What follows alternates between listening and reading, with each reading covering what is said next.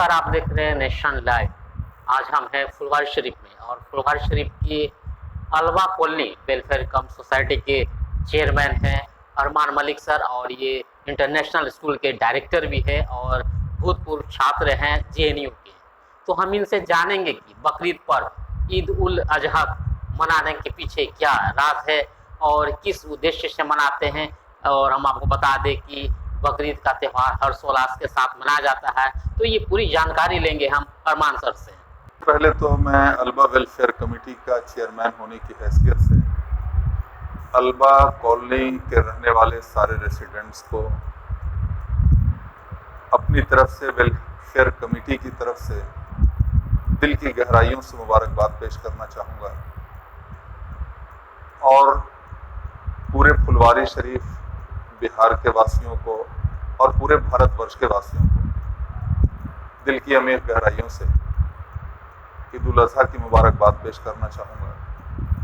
देखिए, ईद उल अजहा जो हम लोग मनाते हैं ये कुर्बानियों का त्यौहार है, यानी सैक्रिफाइस। हज़रत इब्राहीम अलैहिस्सलाम ने सैक्रिफाइस किया, और जैसा कि हम लोग जानते हैं और मुस्लिम माशरे के और समाज के लोगों को ये पता है कि हज़रत इब्राहीम अलैहिस्सलाम से एक बहुत बड़ी कुर्बानी अल्लाह के तरफ से ली गई और आजमाइश हुई, और जिसमें वो 100% आजमाइश में खरे उतरे। देखिए, ये कुर्बानी हमें एक संदेश भी देता है। हज़रत इब्राहीम अलैहिस्सलाम के ये इसको हम सुन्नत इब्राहिमी भी कहते हैं, ईद उल अजहा के त्यौहार को, और उसी की याद में यूँ कहें कि ये ईद उल अजहा का त्यौहार मनाया जाता है। हज़रत इब्राहीम अलैहिस्सलाम की कुर्बानी को हर साल हम उस तारीख़ में याद करते हैं और उसको ज़िंदा करते हैं जिस तारीख़ में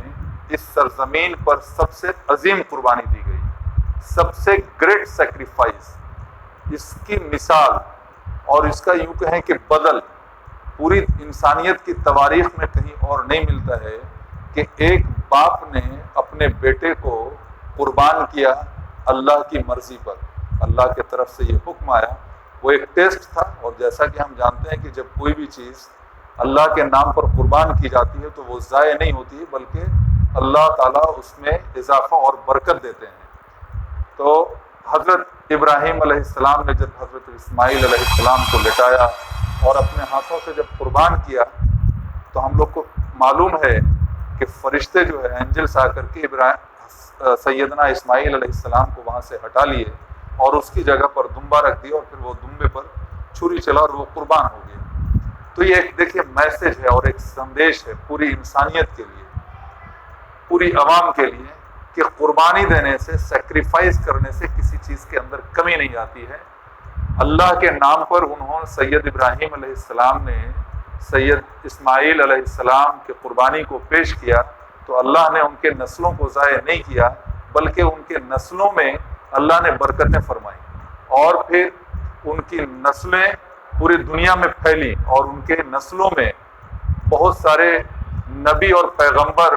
प्रोफेट पैदा हुए। तो ये एक संदेश है कि तपस्या, त्याग और बलिदान से चीज़ें वजूद में आती हैं, उसका उरूज होता है, उसके अंदर निखार आता है, वो चीज़ें तरक्की करती हैं, उसमें इजाफा होता है। देखिए, हमारे भारतवर्ष की एक संस्कृति रही है, एक तारीख रही है। यहाँ पर आज भी जो हम लोग जय श्री राम कहते हैं इस मादरे वतन अजीज के अंदर, और हमारे हिंदू भाई उस पर विश्वास करते हैं, तो देखिए श्री राम ने भी त्याग और तपस्या दोनों को स्वीकार किया। हम जानते हैं कि वो कमोबेश 14 साल उनका वनवास हुआ, तो ये एक तपस्या था, ये एक त्याग था। हजरत इब्राहीम अलैहिस्सलाम ने भी बाल बच्चों को त्यागा। मैं उससे पहले और चल रहा हूँ कि उनके हजरत इब्राहीम अलैहिस्सलाम की कुर्बानी को पेश करने से पहले, जब वो शेरखार बच्चे थे, जब वो माँ का दूध पी रहे थे, तो हजरत इब्राहीम अलैहिस्सलाम को अल्लाह की तरफ से ये हुक्म हुआ कि तुम अपने बीवी और बच्चे को बयाबान जंगल में छोड़ दो। حضرت ابراہیم علیہ السلام اس وقت بھی اللہ کے حکم کو مانے اور اللہ کی بات کو 100% مانے اور اپنے بیوی اور بچے کو لے جا کے بیابان جنگل میں چھوڑ دیا۔ ہم لوگ جیسا کہ جانتے ہیں تواریخ میں یہ باتیں شاہد ہیں کہ 7 دن کے بعد جب کھانا ختم ہو گیا، ان کے پاس کھانے کو کچھ نہیں رہا، بیابان جنگل ریگستان تھا، پینے کے لیے بھی وہاں پانی نہیں تھا، ماں کا دودھ سوکھ چکا تھا حضرت ہاجرہ رضی اللہ تعالی عنہا کا، تو بچے کو پلانے کے لیے ان کے سینے میں دودھ بھی نہیں تھا، ان کے چھاتی میں دودھ بھی نہیں تھا۔ تو وہ بچے کی پریشانی کو دیکھ کر کے جب بچے پیاس سے تڑپنے لگے اور بلبلانے لگے، سید ابراہیم علیہ السلام اس وقت شیرخوار بچے تھے یہ، تو یہ بیوی ہاجرہ رضی اللہ تعالی عنہا نے صفا اور مروہ 2 پہاڑ ہے تو دونوں کا چکر لگایا، کیونکہ وہاں پر ایسا ایک ریگستان تھا، تو جب وہ صفا کے پاس پہنچتی تھیں تو ان کو لگتا تھا کہ مروہ کے پاس پانی ہے، کیونکہ بالو دور سے ایسا دکھتا لگتا ہے کہ پانی ہے، اور پھر مروہ کے پاس آتی تھی تو ان کو لگتا تھا کہ نہیں، صفا کے پاس یہ 2 ریگستان ہے جس کا نام صفا اور مروہ ہے۔ تو وہاں پر اس طرح سے انہوں نے 7 بار چکر لگایا، اور یہ 7 بار چکر لگانے کے بعد بھی یہ دھوکہ تھا، یہ یوں کہے کہ یہ صحرا تھا، یہ دھوکہ تھا، پانی تو کہیں تھا نہیں۔ لیکن سیدنا اسماعیل علیہ السلام کے ایڑیوں کے رگڑنے سے، بچہ جب چھوٹا ہوتا ہے، بھوک اور پیاس کی شدت میں ہوتا ہے، تو وہ پھر اپنی ایڑیوں کو بھی رگڑتا ہے، تو ان کی دیکھیے یہ قربانی، یہ سیکریفائس سے وہاں سے آب زمزم کا چشمہ پھوٹ پڑا، جس کو ہم لوگ سب جانتے ہیں۔ آج بھی جو حج کے لیے لوگ جاتے ہیں تو زمزم کا پانی لے کر کے آتے ہیں، اور وہ بہت ہی بابرکت پانی ہے۔ اس کے بارے میں ہمارے ہاں یوں آتا ہے کہ بہت ساری بیماریوں کا وہ علاج ہے، اس میں اللہ نے شفا رکھا ہے، اور ایسا سرزمین پر وہ چشمہ پھوٹا کہ وہ آنے والے قیامت تک وہ چشمہ کبھی بھی سوکھے گا نہیں۔ اللہ نے ایسا وہاں سے چشمہ جاری کیا، اور اس ریگستان کو ان کے قربانیوں کے نتیجے پہ، ان کے تیاگ، تپسیا اور بلیدان کے نتیجے پہ، اس کو مکہ کو ایک سینٹر پوائنٹ بنا دیا، پوری دنیا کا اللہ نے اس کو مرکز بنا دیا، اس کو شہر بنا دیا۔ آج پوری جغرافیکل آپ اس سے بھی اگر بات کریں گی تو مکہ از ان دا سینٹر آف دی ورلڈ، پورے دنیا کا، پورے وشو کا اللہ نے ان کی قربانیوں پر اس کا مرکز بنا دیا پوری انسانیت کے لیے۔ تو آج بھی دیکھیے وہاں سے لوگ جاتے ہیں اور وہاں فیضیاب ہوتے ہیں۔ جہاں ریگستان تھا، جہاں کوئی چیزیں نہیں اگتی تھیں اور نہیں کوئی سادھن تھا، اللہ نے اس کو ایک سرسبز باغ بنا دیا۔ تو ہم یہ کہیں گے کہ دیکھیے تیاگ، تپسیا اور بلیدان سے چیزیں وجود میں آتی ہیں، بڑھتی ہیں، فروغ ہوتا ہے۔ ہمارے بھارت ورش کی کیا سنسکرتی ہے؟ ہمارا جب دیش غلام تھا تو ہمارے بڑوں نے اس دیش کے لیے تیاگ، تپسیا اور بلیدان دیا، اور اس کے نتیجے میں یہ ہمارا ملک آزاد ہوا، ہمارا ملک پھولا پھلا، ہمارے ملک کے اندر آپسی بھائی چارہ قائم ہوا، گنگا جمنی تہذیب جو ہمارے ملک کی شناخت ہے، جو ہمارے ملک کی پہچان ہے، وہ یہاں قائم ہوئی۔ تو یہ چیز بھی ہمارے ملک کی جو ترقی ہوئی اور ہمارے ملک کا جو پروگریس ہوا، ہمارا ملک جو غلامی سے آزاد ہوا، وہ بھی تیاگ، تپسیا اور بلیدان سے ہی ہوا۔ تو میں اپنے تمام مسلم سمودائے کے لوگوں کو اس بات کی طرف اشارہ کروں گا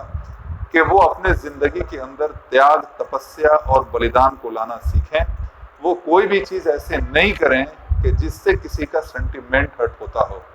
تو بقرعید کا یعنی عید الاضحیٰ کا تہوار سارے بھائی لوگ بہت ہی الاس کے ساتھ منائیں، لیکن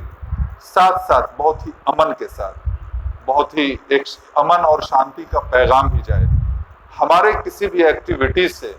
کسی کا سینٹیمنٹ ہرٹ نہیں ہو، کسی کے جذبات مجروح نہیں ہوں، مذہبی ریلیجیس سینٹیمنٹ، مذہبی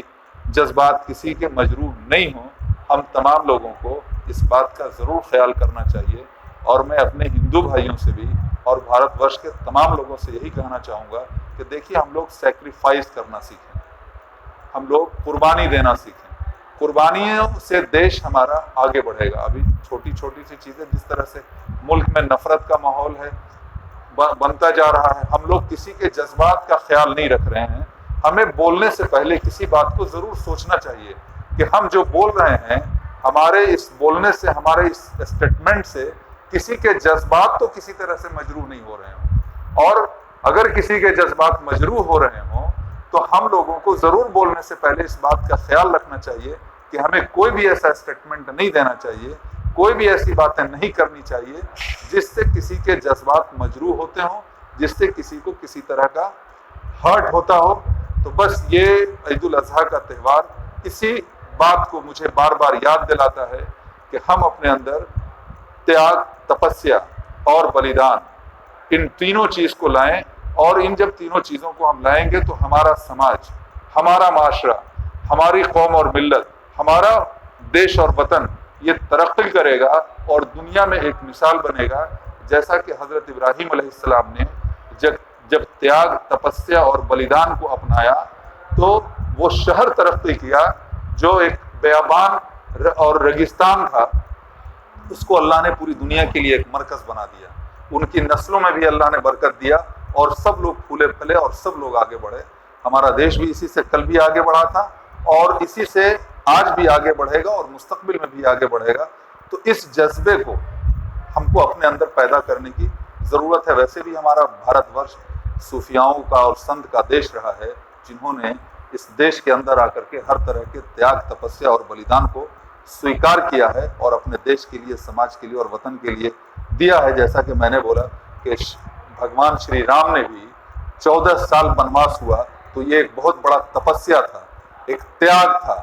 تو اسی سے دیکھیے چیزیں آگے بڑھتی ہیں، کوئی مذہب ہو، کوئی قوم ہو، کوئی ملت ہو، کوئی دیش اور وطن ہو، تو ہم کو اس کو آگے بڑھانا ہے۔ میں ایک بار پھر سے بڑے ونمر بھاؤ کے ساتھ سب لوگوں کو یہی اپیل کروں گا کہ ان کوالٹیز کو اپنے اندر، گڈ کوالٹیز کو ڈیولپ کریں، اور پھر سے ایک بار سبھی بھارت ورش کے لوگوں کو دل کی عمیق گہرائیوں سے عید الاضحیٰ کی مبارکباد پیش کرنا چاہوں گا کہ وہ لوگ بہت ہی الاس کے ساتھ منائیں، ساتھ ہی ساتھ بہت ہی شانتی کا پریچے دیں، اور ایسا کوئی بھی ایکٹیویٹی نہیں کریں جس سے ہمارے برادر وطن کو کسی طرح کی تکلیف پہنچے، ان کے کسی طرح سے جذبات مجروح ہوتے ہیں۔ شکریہ، تھینک یو۔